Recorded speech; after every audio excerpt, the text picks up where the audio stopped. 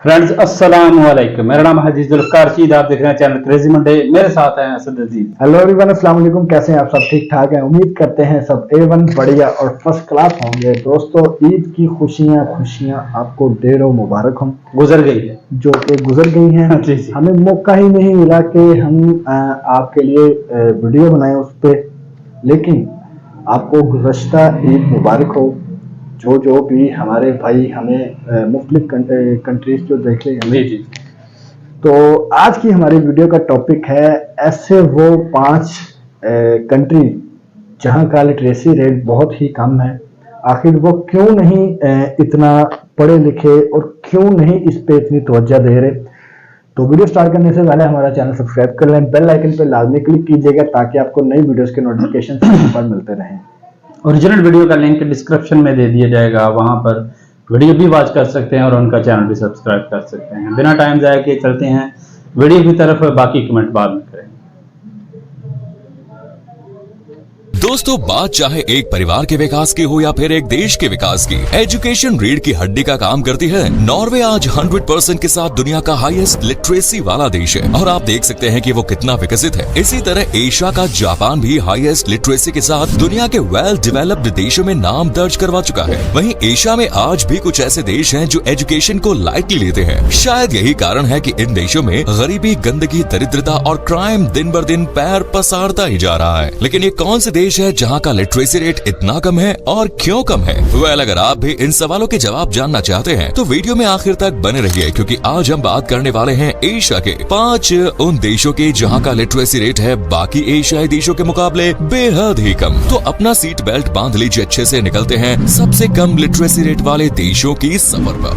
अफगानिस्तान। सबसे पहले हम बात करने वाले हैं उस देश की जहां की सरकार को एजुकेशन और पढ़े लिखे लोगों को दोनों से बहुत डर लगता है। इस लिहाज से एशिया के कम पढ़े लिखे देशों में टॉप पर जिस देश ने बाजी मारी है वो है अफगानिस्तान। अफगानिस्तान को प्रकृति ने भर भर के नेचुरल रिसोर्सेज दिए, लेकिन इसके बाद भी देश की लगभग 90% आबादी गरीबी से बेहाल है। 6,52,864 वर्ग किलोमीटर के क्षेत्रफल को कवर करने वाले अफगानिस्तान के इनकम सोर्सेज पर नजर घुमाएं तो मेनली ये देश एग्रीकल्चर एंड फॉरेस्ट्री पर डिपेंड है। इसके अलावा पशुपालन भी यहाँ ज्यादातर लोगों की रोजी रोटी की वजह है। बाकी खनिज संसाधनों से कमाई करना भी अब अफगानिस्तान ने सीख लिया है। अफगानिस्तान जब एक अलग मुल्क बना तो हर किसी को लगा कि देश तरक्की की ऊंचाइयों को छुएगा। कुछ समय के बाद लोगों का ये अनुमान यकीन में बदलने लगा, लेकिन उसके भी कुछ समय के बाद कहानी उलट पुलट हो गई। हम सभी जानते हैं कि चाहे एक घर को आगे बढ़ाना हो, परिवार को आगे बढ़ाना हो या फिर एक देश को एजुकेशन मस्ट है, लेकिन ना जाने क्यों अफगानिस्तान अपनी दरिद्रता से बाहर ही नहीं आना चाहता। यहाँ का एजुकेशन सिस्टम काफी वास्ट है और इसका अंदाजा देश की लिटरेसी रेट देखकर लगाया जा सकता है, जो कि 2021 के अनुसार 37.27% है, जो कि अफ्रीका के पिछड़े हुए देशों से बस 2 बूंद कम है। आज अफगानिस्तान में 4,22,39,854 के लगभग लोग रहते हैं, जिसमें से 26% आबादी शहरी इलाकों में, जबकि 74% लोग अब भी ग्रामीण इलाकों में अपनी जिंदगी बसर कर रहे हैं। इतना ही नहीं, यहाँ 12 मिलियन के लगभग लोग ऐसे हैं जिन्हें पढ़ना लिखना नहीं आता।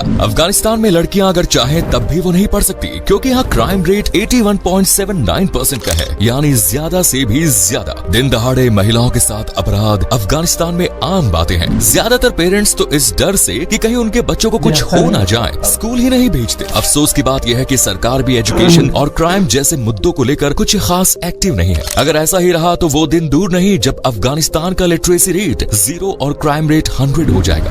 Next is Bhutan. एशिया के लोएस्ट लिटरेसी देशों में भूटान का नाम सुनकर कई लोगों को धक्का लगा, क्योंकि भूटान के लिटरेसी रेट का ज्यादातर जिक्र नहीं किया जाता, क्योंकि यहाँ की खूबसूरती खामियों को दबा देती है। भूटान साउथ एशिया का एक छोटा लेकिन टूरिज्म के लिहाज से जरूरी देश है, जो ऊंचे ऊंचे पर्वत, नदियों के साफ पानी और हरियाली के लिए जाना जाता है। एरिया की बात करें तो दोस्तों, भूटान 38,394 स्क्वायर किलोमीटर को कवर करता है और यहाँ की 2.67 बिलियन US डॉलर्स की GDP में मेन सोर्स ऑफ इनकम है है एग्रीकल्चर एंड फॉरेस्ट्री, जो देश के लगभग 60% आबादी के घर का चूल्हा जलाती है। खेती के साथ साथ भूटान में पशुपालन भी लोगों का पुश्तैनी बिजनेस है और टूरिज्म से भी भूटान की अच्छी खासी कमाई हो जाती है। देश में कुल 7,87,424 लोग रहते हैं और ग्रोथ रेट 0.64% का इस साल का आंका गया है। यहाँ की कुल आबादी का 4,05,346वां हिस्सा ग्रामीण क्षेत्रों में, बल्कि 3,82,078 के करीब लोग शहरी इलाकों में रहते हैं। जबकि भूटान की लिटरेसी रेट पर गौर करें तो ये 70.95% की है। भूटान के एजुकेशन सिस्टम की बात करें तो शहरी इलाकों में स्कूल, कॉलेजेस, यूनिवर्सिटीज की कोई कमी नहीं, लेकिन ग्रामीण क्षेत्रों में बच्चे अक्सर शिक्षा से वंचित रह जाते हैं। बस्ती वगैरह में भी एजुकेशन सिस्टम की पहुंच नहीं है और गरीब अपना पेट ही ठीक से नहीं भर पाते, तो वो बच्चों को पढ़ाना भी उतना जरूरी नहीं समझते। हालांकि भूटान में सरकार ये कोशिश करती रहती है कि देश का एजुकेशन सिस्टम बेहतर बनाया जाए, क्योंकि शिक्षा ही उन्हें गरीबी, परेशानी, दुख और दर्द से निकाल सकती है।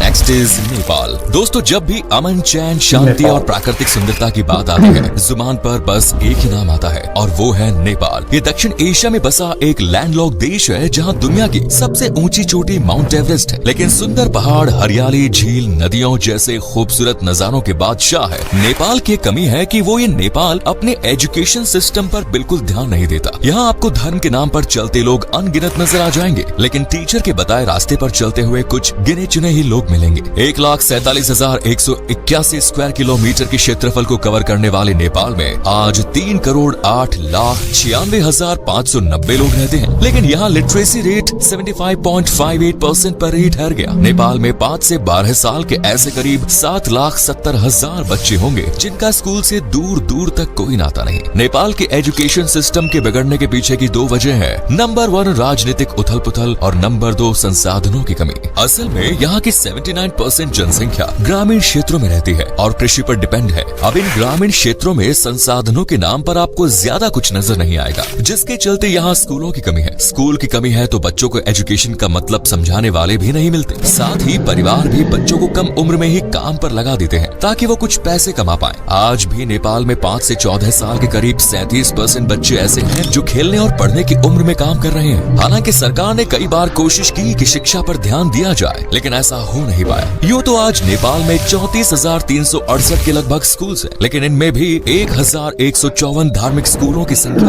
अब आप कारण कुछ भी समझिए, लेकिन नेपाल आज दुनिया के उन देशों में गिना जाता है जो सबसे कम विकसित है, जो पिछड़े हुए हैं और जहाँ विकास शायद सालों तक भी एक्सेप्ट नहीं किया जा सकता, क्योंकि देश की 1/4 आबादी गरीबी रेखा के नीचे है। Next is Cambodia. 1,81,035 वर्ग किलोमीटर के क्षेत्रफल में फैल रहा दक्षिण पूर्व एशिया में बसा कंबोडिया भी एशिया के इलिटरेट या कम पढ़े लिखे देशों में गिना जाता है। वैसे तो कंबोडिया एक खूबसूरत देश है जो अपनी सांस्कृतिक विरासत और खमेर साम्राज्य को लेकर अक्सर चर्चा में बना रहता है। यहाँ घूमने के लिए एक से बढ़कर एक चीजें हैं। कंबोडिया की सबसे अच्छी बात है यहाँ की जीवंत संस्कृति, प्राचीन मंदिर और शानदार नजारे, जिन्हें देखकर दिल को सुकून मिलता है। वहीं समुद्री तटों पर कुर्सी डालकर बैठ जाएं तो कंबोडिया को भर भर के दुआएं देने को मन करता है। वहीं अगर कंबोडिया के एजुकेशन सिस्टम को देख लिया जाए तो मुंह टेढ़ा मेढ़ा बन जाता है। एजुकेशन को समझने से पहले ये जान लीजिए कि कंबोडिया 1,69,44,826 लोगों का घर है। 2022 के आंकड़े के मुताबिक ही यहाँ की आबादी का 74.89% हिस्सा आज भी ग्रामीण क्षेत्रों में रहता है। कंबोडिया के शहरी और ग्रामीण क्षेत्रों की आबादी को मिलाकर भी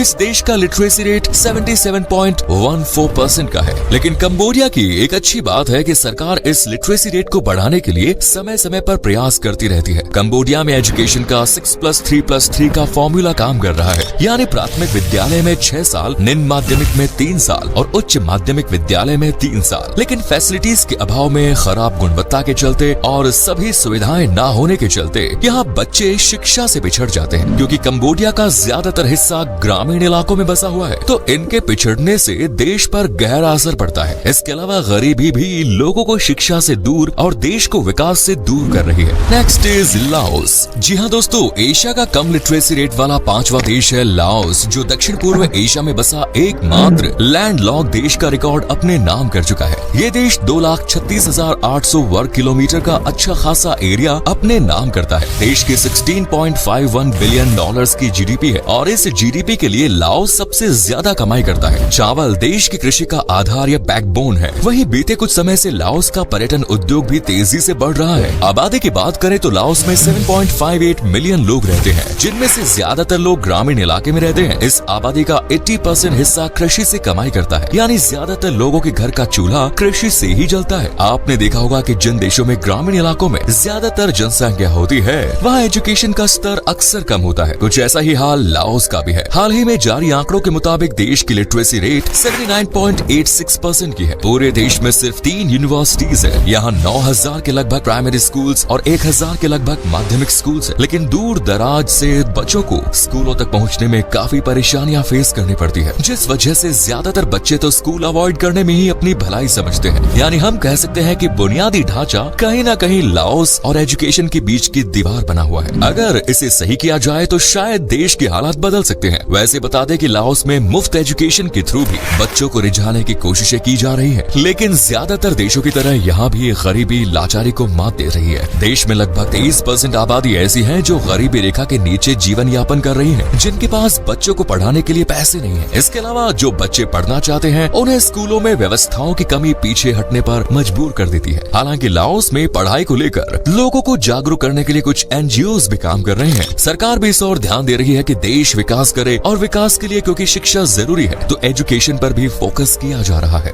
तो दोस्तों, ये है एशिया के 5 ऐसे देश जहाँ का साक्षरता दर सबसे कम है। वैसे अगर आपको इन 5 में से किसी एक देश में जाने का मौका मिले तो आप किस देश में जाना चाहेंगे? हमें कमेंट। अच्छा जी, इन्फॉर्मेशन तो काफ़ी अच्छी थी, और जैसा कि भाई ने कहा कि अफगानिस्तान में राह चलते ही लड़कियों का अपहरण हो जाता है, ये मैं नहीं मानता कि 2021 से पहले होगा, जब से तालिबान आए हैं बिल्कुल तब से ऐसा पॉसिबल नहीं है। और दूसरा, अगर उनकी इकोनॉमी की बात की जाए तो बहुत अच्छे तरीके से वो अब 2024 में बहुत और हालात बहुत अच्छे और बहुत बेहतर हो गए हैं। मैंने तो खुद वीडियोस में देखा है कि लड़कियां जो है वो स्कूल और कॉलेज जा रही हैं और बाकायदा एक रेगुलर तरीके से जा रही हैं। जो उनका नहीं, कुछ जगह ऐसी होगी जहाँ पर पाबंदी अभी भी होगी। कुछ वो जो या कुछ लोगों के माइंड में कुछ ऐसा बैठ गया कि लड़कियां नहीं पढ़ सकती हैं। गांव वाले एरिया जो होंगे उसमें बहुत जो पुराने लोग होंगे जिनकी वो पहले से एक चलती आ रही है कि भाई लड़कियों को आगे नहीं बढ़ने देना चाहिए, उन्होंने जाके शादी करके घर के काम ही करने, चूल्हा जलाना, ये जो चीजें हैं ये बिल्कुल गलत है। हमारा खुद का ये मानना है कि औरतों को, लड़कियों को पढ़ना चाहिए, बराबर का काम मिलना चाहिए। उनको चाहिए अच्छी पढ़ाई करें हाई लेवल तक। अच्छा जी, फिर ऐसा भाई होगा कि वहां पर लड़कियों को वोट भी नहीं डालने दिया जाता होगा?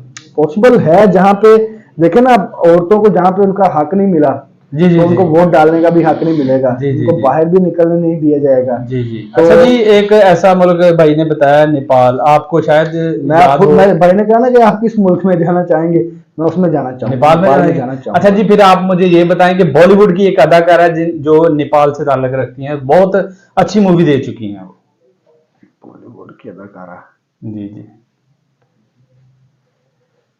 भाई, आपने टाइम ज्यादा ले लिया, हमारे जो देखने वाले वो इतना टाइम नहीं लेते। मैं चले आपको बता देता हूँ और देखने वालों को भी बताता हूँ। मनीषा कुराला, अच्छा, जो कि नेपाल से हैं और काफी अच्छी अदाकारी की उन्होंने। बहुत मैंने उनकी ज्यादा मूवीज नहीं देखी और नाम है तकरीबन बहुत अच्छी जो है बॉलीवुड में वो फिल्में दे चुकी हैं, जैसा कि अमिताभ बच्चन के साथ भी काम कर चुकी हैं, वो ऋषि कपूर के साथ भी कर चुकी हैं, जैकी श्रॉफ के साथ भी, बड़े बड़े अदाकार जिनके बड़े बड़े नाम है।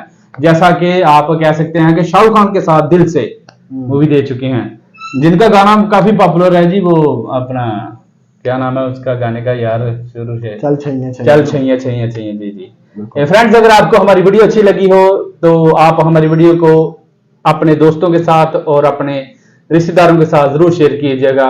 अगली वीडियो तक के लिए अल्लाह हाफिज।